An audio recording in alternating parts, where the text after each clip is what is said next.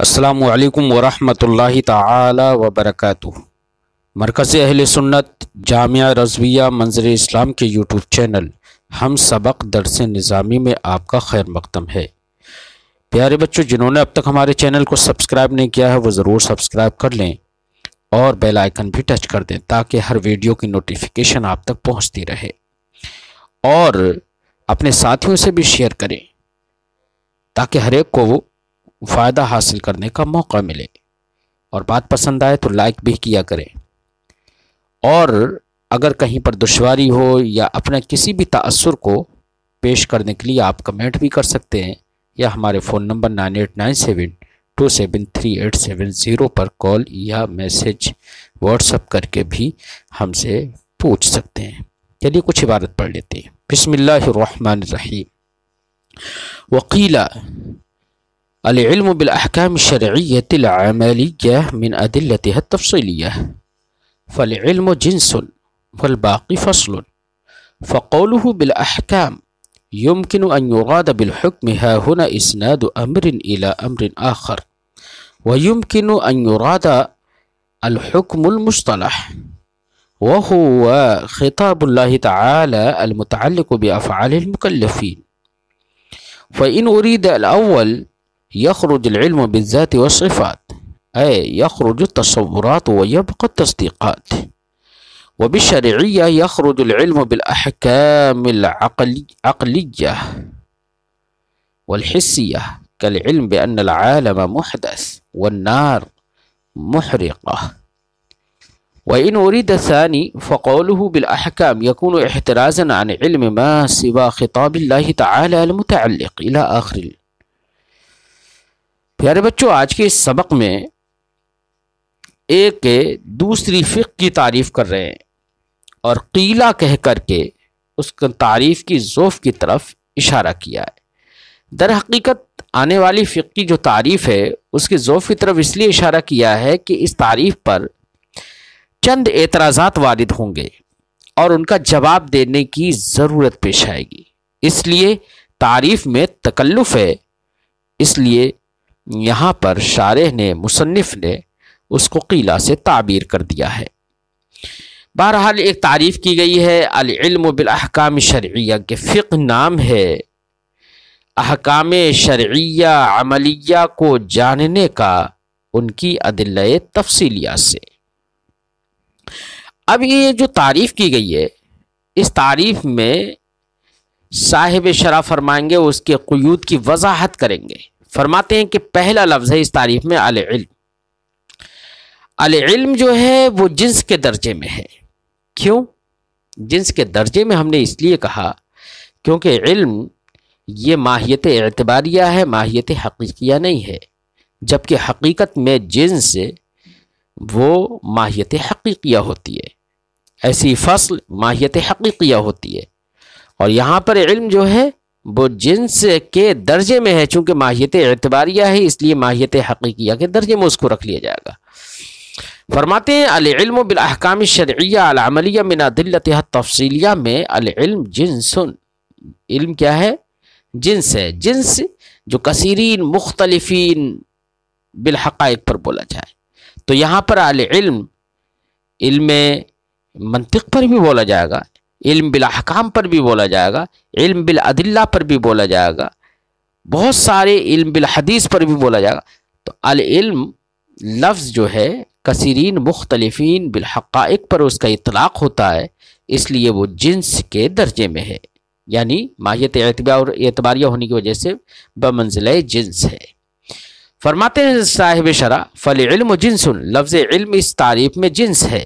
اب جب جنس ہے تو جنس میں تو اشتراک ہوتا ہے، تو فصول کے ذریعے سے امتیاز ہونا چاہیے، تو یہاں پر فرماتے ہیں والباقی فصل، اللفظ العلم کے بعد جتنے الفاظ ہیں، احکام ہے، شرعیہ ہے، عملیہ ہے، من ادلتها التفصیلیہ ہے، یہ سارے کے سارے الفاظ جو ہیں وہ فصول ہیں، اور فصول فصل کی جمع ہے، فصل وہ امتیاز کا کام کرتی ہے۔ جیسے الحیوان جنس تھا اور اس کی فصل لے کر آ گیا الناطق، تو ناطق نے دیگر گھوڑا گدھا وغیرہ سے انسان کو ممتاز کر دیا۔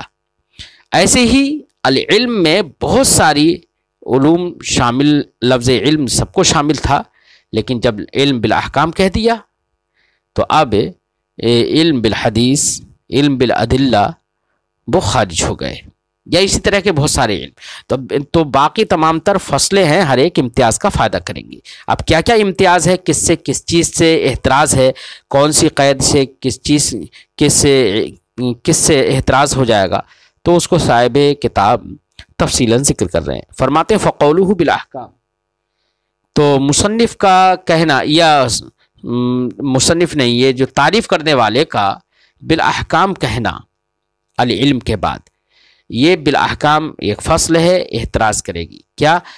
تو لفظ احکام، بالاحکام کہا ہے تو احکام یہ حکم کی جمع ہے، اور حکم کسے کہتے ہیں؟ تو حکم کے دو معنی ہوتے ہیں بچوں۔ ایک حکم کا معنی ہوتا ہے اسناد و امر الی امر آخر، ایک امر کی دوسرے امر کی طرف اسناد کر دینا، یعنی جو نسبت حکمیہ ہے اس نسبت حکمیہ کا اذعان اور یقین کر لینا، یہ کیا ہے؟ حکم ہے۔ اور ایک حکم کا معنی ہوتا ہے حکم مصطلح، یعنی فقہا کی اصطلاح میں جس کو حکم کہتے ہیں، اور فقہا کی اصطلاح میں جس کو حکم کہتے ہیں وہ ہے خطاب اللہ تعالی المتعلق بافعال المکلفین، یعنی اللہ کا وہ خطاب جس کا تعلق افعال مکلفین سے ہوتا ہے، اس خطاب کو حکم کہتے ہیں۔ تو یہاں پر العلم بالاحکام میں جو احکام ہے وہ حکم کی جمع ہے، اس حکم سے دونوں معنی میں سے کوئی سا بھی معنی مراد ہو سکتا ہے۔ حکم سے مراد نسبت امر الی امر کا اذعان اور یقین کر لینا بھی ہو سکتا ہے مراد، اور حکم مصطلح بھی مراد ہو سکتا ہے، یعنی اللہ کا وہ خطاب جو افعال مکلفین سے متعلق ہے۔ تو معنی ہوگا، پہلا والا معنی مراد لے، یعنی اسناد و امر الی امر آخر، وہ معنی مراد لے، تو یہاں پر اسناد جو ہوگی افعال مکلفین کی ہوگی وجوب و حرمت کی طرف، وجوب و حرمت وغیرہ کی طرف ہے۔ تو اب افعال مکلفین وہ نسبتیں، یہاں پر حکم سے مراد وہ نسبتیں ہوں گی، وہ نسبتیں حکمیہ ہوں گی جو افعال مکلفین اور وجوب و حرمت وغیرہ کے درمیان ہوتی ہے، اور یہ نسبت ایجاب و سلب کی مورد ہوتی ہے، یعنی یہاں پر ایجاب و سلب کا ورود ہوتا ہے، لہذا ان نسبتوں کا جاننا یہ تصدیق ہوگا۔ بات سمجھ میں آ گئی بچوں؟ لہذا علم کا احکام کے جاننے سے مراد جو ہے وہ یہ ہے کہ ان احکام کی تصدیق کرنا کہ افعال مکلفین سے ان احکام کا تعلق کی کیفیت کیا ہے، اس کی تصدیق کرنا یہ مراد ہوگا۔ بہرحال لفظ حکم سے اگر اسناد و امر الی امر آخر مراد ہے تو ایسی صورت میں تصدیقات ہی صرف باقی رہیں گی اور تصورات خارج ہو جائیں گے۔ فرماتے صاحب کتاب فقولہ بالاحکام، تو کہنے والے کا، یہ تعریف کرنے والے کا کہنا بالاحکام، یہ یمکن ان یراد بالحکم، ممکن ہے کہ یہاں پر حکم سے مراد اسناد و امر الی امر آخر ہو، ویمکن ان یراد الحکم المصطلح، اور یہ بھی ممکن ہے کہ حکم مصطلح مراد ہو، وہ خطاب اللہ تعالی الی آخر العبارہ، اور وہ حکم مصطلح کہتے ہیں اللہ کے اس خطاب کو جو افعال مکلفین سے متعلق ہو، خطاب اللہ تعالی المتعلق بافعال المکلفین۔ فإن أريد الاول، اگر پہلا والا معنی مراد ہو حکم سے، یعنی نسبت و امر الی امر آخر، اسناد و امر الی امر آخر مراد ہو، یخرج العلم بالذات، تو بالاحکام کی قید سے العلم بالذات خارج ہو جائے گا، العلم بالصفات خارج ہو جائے گا، یعنی صرف ذات کو جاننا، صرف صفات کو جاننا، ان میں نسبت نہ ہو، ایسا علم خارج ہو جائے گا۔ کیا مطلب؟ علم بالذات اور علم بالصفات خارج ہو جائے گا، یعنی یخرج التصورات، یعنی تصورات خارج ہو جائیں گے، ویبقى التصدیقات، اور نسبت و امر الی امر آخر جب حکم سے مراد ہوگا تو اس سے صرف تصدیقات باقی رہ جائیں گے، لہذا العلم بالاحکام، احکام کی تصدیق مراد ہو جائے گی۔ کیا مراد ہو جائے گی؟ کہ افعال مکلفین سے احکام کے تعلق کی کیفیت کی تصدیق مراد ہوگی اب اس سے، کہ احکام کے تعلق جو افعال مکلفین سے ہے وہ کس کیفیت کا ہے، اس کی تصدیق ہے، تصدیق مراد ہوگی علم سے۔ وبالشرعیہ، بہرحال پہلا والا معنی مراد ہوگا تو احکام سے حکم بول کر احتراز ہو جائے گا، علم بالذات اور علم بالصفات سے، یعنی تصورات سے احتراز ہو جائے گا، اور شرعیہ کی قید سے تو شرعیہ کی قید سے علم بالاحکام العقلیہ خارج ہو جائیں گے، علم بالاحکام الحسیہ خارج ہو جائے گا، علم بالاحکام النظریہ خارج ہو جائے گا، علم بالاحکام الوضعیہ اصطلاحیہ خارج ہو جائے گا، وہ تمام کے تمام شرعیہ کی قید سے نکل جائیں گے۔ تو شرعیہ بھی امتیاز کر رہا ہے۔ وبالشرعیہ، اور شرعیہ کی قید سے یخرج العلم بالاحکام العقلیہ، علم بالاحکام العقلیہ خارج ہو جائیں گے، یعنی وہ علم جو جہاں پر احکام عقلیہ کا جاننا ہوتا ہے، احکام عقلیہ کا جاننا جو ہوتا ہے وہ علم بالاحکام الشرعیہ سے، شرعیہ کی قید سے خارج ہو گئے۔ احکام عقلیہ مثال کے طور پر عالم حادث ہے تو العالم محدث، تو یہاں پر بھی حکم کا عالم پر حادث ہونے کا جو علم لگ رہا ہے، حکم لگ رہا ہے، یہ حکم بھی جاننا العلم بالاحکام میں داخل تھا، لیکن شرعیہ کی قید سے العالم محدث یہ خارج ہو گیا، کیونکہ یہاں پر حکم عقلی ہے نہ کہ حکم شرعی۔ ایسے ہی النار محرقہ، آگ جلانے والی ہے، تو یہاں پر بھی النار پر محرقہ کا جو حکم ہے یہ بھی العلم بالاحکام میں آئے گا، لیکن الشرعیہ کی قید سے خارج ہو گیا۔ کیوں؟ اس لیے کہ النار محرقہ آگ جلانے والی ہے، تو آگ کے جلانے کا جو حکم اور جو علم حاصل ہوتا ہے وہ احساس کے ذریعے سے ہوتا ہے، تو یہ احکام حسیہ سے ہے، اور جبکہ احکام شرعیہ مراد ہے تو شرعیہ کی قید سے یہ دونوں کے دونوں خارج ہو گئے۔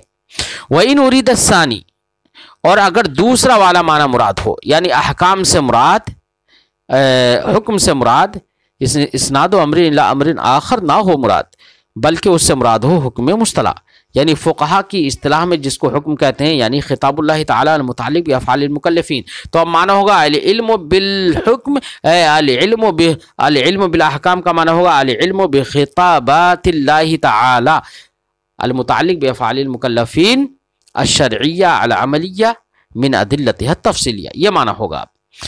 یعنی اللہ کے ان خطابات کو جاننا، احکام سے مراد خطابات ہیں، تو اللہ کے ان خطابات کو جاننا جن کا تعلق افعال مکلفین سے ہوتا ہے، تو اسی کا نام کیا ہوگا؟ فقہ ہوگا۔ لہذا جب احکام سے مراد خطابات الہیہ ہو گئے جن کا تعلق افعال مکلفین سے ہے، تو اب لفظ احکام بول کر ہی احتراز ہو جائے گا ان تمام سے احتراز، ایک تو جو غیر خطابات ہیں ان تمام غیر خطابات سے احتراز ہو جائے گا، اور خطابات میں بھی ان سے احتراز ہو جائے گا جن خطابات کا تعلق افعال مکلفین سے نہیں ہے۔ فرماتے ہیں وَإِنْ أُرِيدَ الثَّانِي، اگر دوسرا والا معنی مراد ہو جائے، فَقَوْلُهُ بِالْأَحْكَامِ، تو تعریف کرنے والے کا یہ کہنا بالاحکام یکون احترازاً، یہ احتراز ہو جائے گا عن علم ما سوا خطاب اللہ تعالی المتعلق بافعال المکلفین، اللہ کا وہ خطاب جو افعال مکلفین سے متعلق ہوتا ہے، اس خطاب کے ما سوا کا علم سے احتراز ہو جائے گا۔ فالحکم بہذا التفسیر قسمان، اب فرماتے ہیں تو حکم ان تمام سے تو احتراز لفظ حکم کہہ کر ہی ہو گیا، لیکن حکم کی بھی ابھی دو قسمیں ہیں، یعنی حکم مصطلح جو ہوتا ہے فقہا کی اصطلاح میں جسے حکم کہتے ہیں، اس کی دو قسمیں ہوتی ہیں، ایک حکم شرعی ہوتی ہے اور ایک حکم غیر شرعی ہوتا ہے۔ تو حکم شرعی، تو اب حکم کے بعد احکام کے بعد شرعیہ کی قید لگا دیے، اس کا مطلب یہ کہ شرعیہ کہہ کر غیر شرعیہ سے احتراز کیا ہے، دوسری قسم سے احتراز کیا ہے۔ فرماتے ہیں فالحکم بہذا التفسیر قسمان، اس تفسیر پر یعنی حکم مصطلح اگر مراد لیا جائے تو اس تفسیر پر حکم کی دو قسمیں ہیں، ایک حکم شرعی، شرعی کسے کہیں گے؟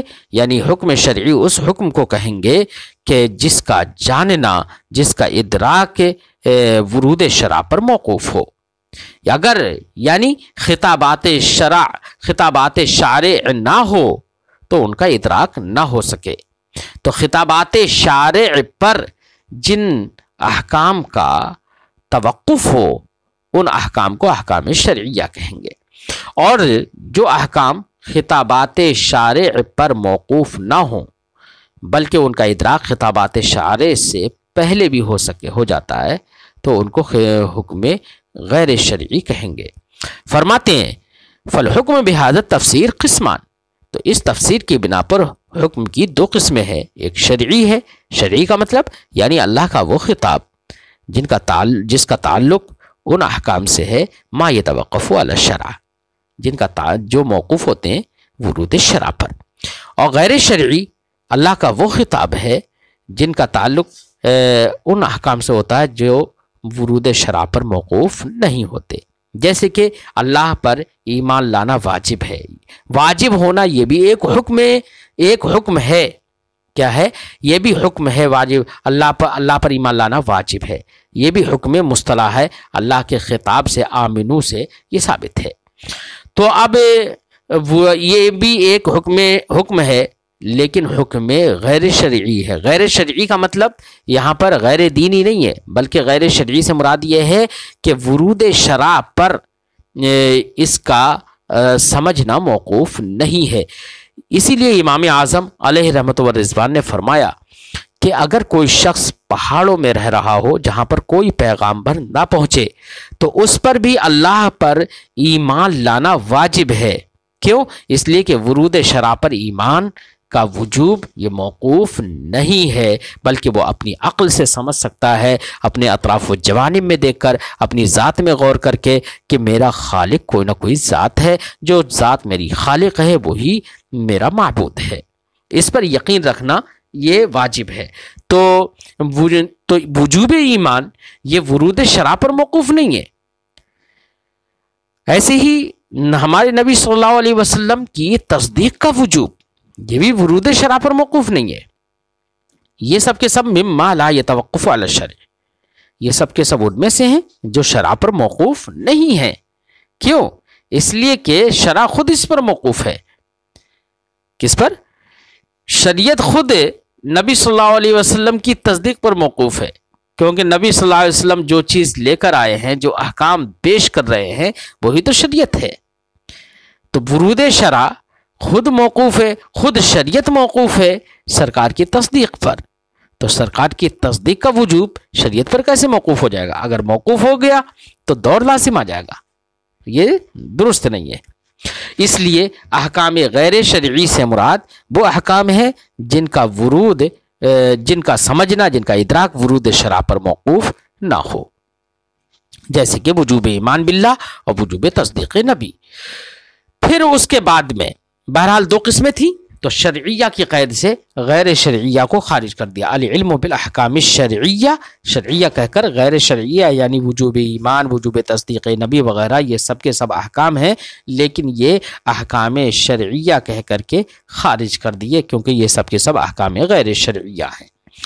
ثم الشرعی، پھر شرعیہ بھی دو قسموں پر ہے۔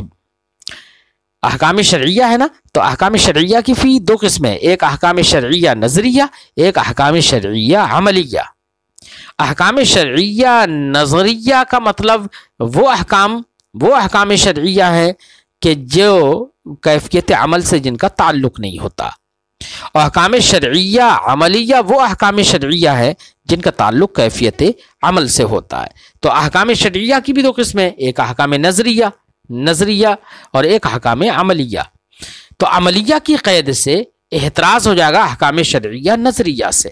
احکام شرعیہ نظریہ جن کا تعلق کیفیت عمل سے نہیں ہوتا ہے، اگرچہ ان احکام کا علم تو ورود شرع کے بعد ہی ہوتا ہے، لیکن ان کا تعلق کیفیت عمل سے نہیں ہوتا ہے۔ شرعیہ نظریہ کا مطلب یہی ہے کہ ان احکام کا تعلق کیفیت عمل سے نہیں ہوتا، جیسے کہ اجماع کا حجت ہونا۔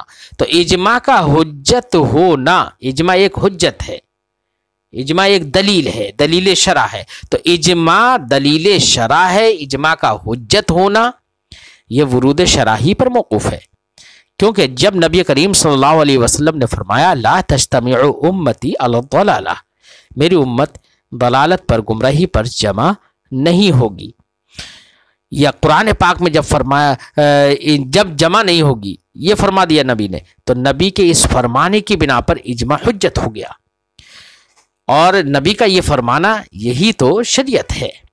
تو اجماع کا حجت ہونا ورود شرع پر موقوف ہے، اس لیے اجماع کا حجت ہونا حکم شرعی ہے، لیکن عملی نہیں ہے۔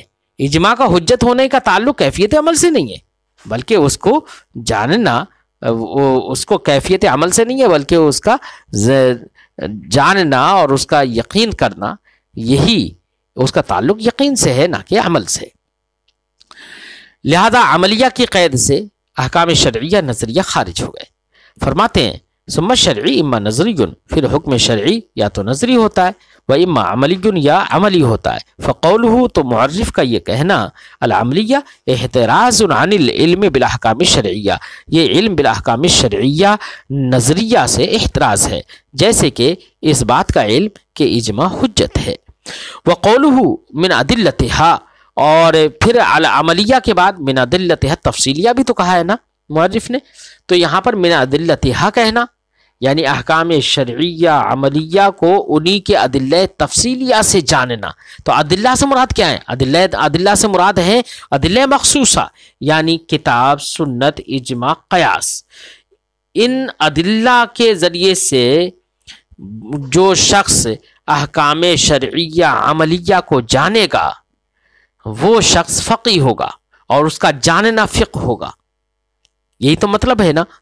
لہٰذا اگر کوئی شخص ادلہ مخصوصہ یعنی ادلہ اربع کے ذریعے سے کسی حکم کو نہیں جان پاتا ہے تو ایسی صورت میں بلکہ قول امام کی بنا پر جانتا ہے، قول امام کو دلیل سمجھ کر، قول امام اس کے لیے دلیل ہوتی ہے، قول امام کی بنا پر وہ حکم کو جانتا ہے کہ امام نے یہ کہہ دیا کہ وطر واجب ہے تو اسے یقین ہے کہ وطر واجب ہے۔ کسی دلیل شرعی ادلہ مخصوصہ میں سے کسی دلیل کے ذریعے سے اس نے نہیں جانا، تو اس کے اس جاننے کو کہ وطر واجب ہے یہ قول امام کی بنا پر، قول امام اس کے لیے دلیل ہے، اس بنا پر اس جاننے کو فقہ نہیں کہیں گے۔ لہذا اب یہاں پر من ادلتہا کہہ کر یہاں پر تقلید تو خارج ہو گئی۔ کیا ہو گئی؟ تقلید خارج ہو گئی، مقلد فقی نہیں ہوگا اور اس کی تقلید یہ فقہ نہیں ہوگی۔ بات سمجھ میں آ گئی بچوں؟ فرماتے وہ قولہ من ادلتہا، اور معرف کا کہنا من ادلتہا اس کا مطلب ہے العلم الحاصل للشخص الموصوف بہ، یعنی وہ علم جو کہ شخص کو حاصل ہو، اس شخص کو جو کہ اس علم سے موصوف ہو جو علم ادلہ مخصوصہ کے ذریعے سے حاصل ہوتا ہے احکام کا۔ وہی الادلۃ الاربع، وہ ادلہ مخصوصہ ادلہ اربع ہے۔ وہذا القید یخرج التقلید، یہ من ادلتہا کی قید یہ تقلید کو خارج کر دیتی ہے۔ لأن المقلد وإن كان قول المجتہد والمفتی دلیلا لہ، کیونکہ مقلد اگرچہ مجتہد اور مفتی کا قول اس کے لیے دلیل ہوتا ہے، لیکنہ لیس من تلک الادلۃ المخصوصہ، لیکن قول مجتہد یہ ادلہ مخصوصہ اربعہ میں سے نہیں ہے، اس لیے تقلید یہ فقہ سے خارج ہو گئی۔ تو ایک مقلد اپنے دائرہ تقلید میں مجتہد نہیں ہو سکتا اور فقیہ نہیں کہلاتا۔ تو آج کے دور میں جو ہم مفتی صاحب یا مفتی صاحب جو ہم کسی کو کہتے ہیں یا فقیہ کہتے ہیں تو معنی مجازی کے اعتبار سے کہتے ہیں کہ آج کے دور میں سب سے زیادہ جاننے والا ہے اس لیے ہم اس کو فقیہ یا مفتی کہہ دیتے ہیں، ورنہ تو حقیقت میں آج کے دور میں کوئی فقیہ اور مفتی نہیں ہے، کیونکہ فقیہ اور مفتی یہ مجتہد کا مساوی ہے، اور مجتہد جو نہیں ہے اس کو ہم فقیہ نہیں کہہ سکتے حقیقی معنی میں۔ اس لیے آج سب یہ مقلد ہیں اور تقلید یہ فقہ سے خارج ہے، اس لیے کسی مقلد کو فقیہ نہیں کہا جائے گا حقیقی معنی میں۔ وقولہ التفصیلیہ من ادلتہا، التفصیلیہ بھی تو کہا، تو ادلہ کے لفظ ادلہ سے تقلید خارج ہو گئی اور تفصیلیہ سے، تب فرماتے ہیں کہ تفصیلیہ سے وہ علم خارج ہو گئے، وہ احکام کا جاننا خارج ہو گیا جن احکام کا جاننا ادلہ اجمالیہ سے ہو جاتا ہے۔ دلیل سے تو ہوتا ہے لیکن ادلہ اجمالیہ سے ہوتا ہے۔ مثال کے طور پر مقتضی کہیں پر پایا جا رہا ہے تو حکم لگا دیا کہ بھئی یہ شے واجب ہوگی، کہیں پر نافی پایا جا رہا ہے تو آدمی نے نافی کو دیکھ کر کہہ دیا کہ یہ حکم لاگو نہیں ہوگا۔ تو یہاں پر مقتضی یا نافی کے ذریعے سے کسی حکم کو جان لینا یہ بھی فقہ میں داخل نہیں ہوگا، کیونکہ یہ ادلہ تفصیلیہ سے نہیں، اس کی دلیل تفصیلی نہیں جانتا ہے۔ مثال کے طور پر کہیں پر اگر نجاست لگی ہوئی ہے تو نجاست لگی ہوئی ہے تو اس کی وجہ سے وہ جان لے گا کہ اس کپڑے سے نماز نہیں ہوگی، لیکن کیوں نہیں ہوگی اس کی دلیل تفصیل نہیں جانی، بلکہ یہاں پر نافی اس نے دیکھ لیا، ماں نے یہاں پر دیکھ لیا جس کی وجہ سے حکم لگا دیا، اس نے حکم جان لیا کہ یہاں پر نماز نہیں ہوگی، ازالہ نجاست ہو گیا تو مقتضی جب طہارت پالی گئی تو مقتضی پا لیا گیا تو مقتضی کی بنا پر اس نے کہہ دیا کہ نماز جائز ہے. بات سمجھ میں آئی؟ اسی طریقے سے نافی اور مقتضی کا اجمالاً جان لینا اور یہ مقتضی اور نافی کی وجہ سے حکم کو اجمالاً جان لینا یہ فقہ نہیں کہلائے گا. دلیل تفصیلی اسے معلوم نہیں ہے. وہ اگر کسی نے حد سے لاحق کیا تو حد سے لاحق کرنے کی بنا پر وہ حکم لگا دے گا کہ اب ایسی صورت میں وہ طاہر نہیں ہے اور قرآن پاک کا چھونا اب اس کے لیے جائز نہیں ہے. لیکن کیوں طاہر نہیں ہے، حد سے کیوں ناقض وضو ہے، اس کی تفصیل وہ نہیں جانتا ہے. اس لیے صرف اتنے نافی اور مقتضی کے پائے جانے کی بنا پر اس کا حکم کو جان لینا یہ دلیل اجمالی ہے، دلیل تفصیلی نہیں ہے، اور فقہ نام ہے ادلہ تفصیلیہ سے جاننے کا، اس لیے یہ خارج ہو گیا. فرماتے ہیں وقولہ التفصیلیہ یخرج بہا، یہ التفصیلیہ کی قید سے خارج ہو جاتے ہیں الاجمالیہ، ادلہ اجمالیہ سے جاننا. کل مقتضی جیسے کہ مقتضی ہے، نافی ہے. وقد زاد ابن الحاجب علی ھذا، یہی جو تعریف کی گئی ہے العلم بالاحکام الشرعیہ العملیہ من ادلتها التفصیلیہ، اس تعریف پر علامہ ابن حاجب نے ایک قول بالاستدلال اور بڑھا دیا ہے، یعنی العلم بالاحکام الشرعیہ العملیہ من ادلتها التفصیلیہ بالاستدلال، یہ بالاستدلال کی قید بڑھا دی. صاحب شرح فرماتے ولا شک انہ مکرر، کوئی شک نہیں ہے کہ علامہ ابن حاجب کا بالاستدلال کی قید بڑھا دینا یہ مکرر ہے. یہ صاحب شرح جو ہے، صاحب توضیح جو ہیں، وہ یہ سمجھ گئے کہ علامہ ابن حاجب نے بالاستدلال کی قید سے تقلید کو خارج کیا ہے، اور تقلید کو خارج کرنا ہم آپ کو بتا چکے ہیں کہ من ادلتہا کہہ کر ہی تقلید خارج ہو گئی تھی. تو تقلید کو اگر بالاستدلال کی قید سے بھی تقلید کو خارج کرنے کے لیے بالاستدلال کی قید لگائی جائے تو بلا شبہ یہ بالاستدلال کی قید یہ مقرر ہوگی، کیونکہ تقلید تو من ادلتہا کہہ کر ہی خارج ہو گئی تھی. شاید صاحب توضیح نے یہی سمجھا اور کہا اور یقین سے کہہ دیا کہ ولا شک انہ مقرر، کوئی شک نہیں کہ علامہ ابن حاجب کا بالاستدلال کہنا یہ مقرر ہے. لیکن صحیح بات یہ ہے کہ یہ مقرر نہیں ہے، کیونکہ علامہ ابن حاجب علیہ رحمۃ والرضوان نے من ادلتہا کے بعد، من ادلتہا تفصیلیہ کے بعد بالاستدلال کی جو قید لگائی ہے وہ تقلید کو خارج کرنے کے لیے نہیں لگائی ہے، بلکہ علم جبریل اور علم رسول کو خارج کرنے کے لیے لگائی ہے. کیونکہ احکام کا علم ادلہ سے کبھی بطریق ضرورت اور بداہت ہوتا ہے اور کبھی بطریق استدلال ہوتا ہے.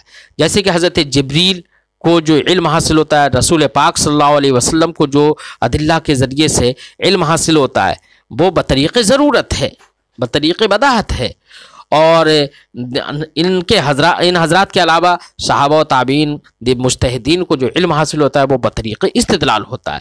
تو علم جبریل اور علم رسول کو خارج کرنے کے لیے، کیونکہ نبی اور رسول اور جبریل کا جو علم ہے وہ بطریق ضرورت ہے، بطریق استدلال نہیں ہے، اس لیے اس علم کو فقہ نہیں کہیں گے.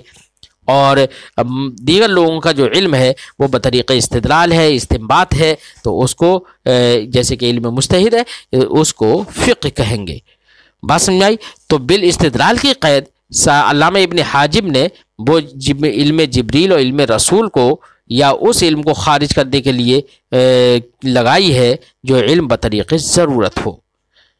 بات سمجھائی؟ اس لیے صاحب شرح کا یہ کہنا ولا شک انہ مقرر یہ محض زعم ہے. چلیے آج کی گفتگو یہیں پر ختم کرتے ہیں. السلام علیکم ورحمۃ اللہ تعالی وبرکاتہ.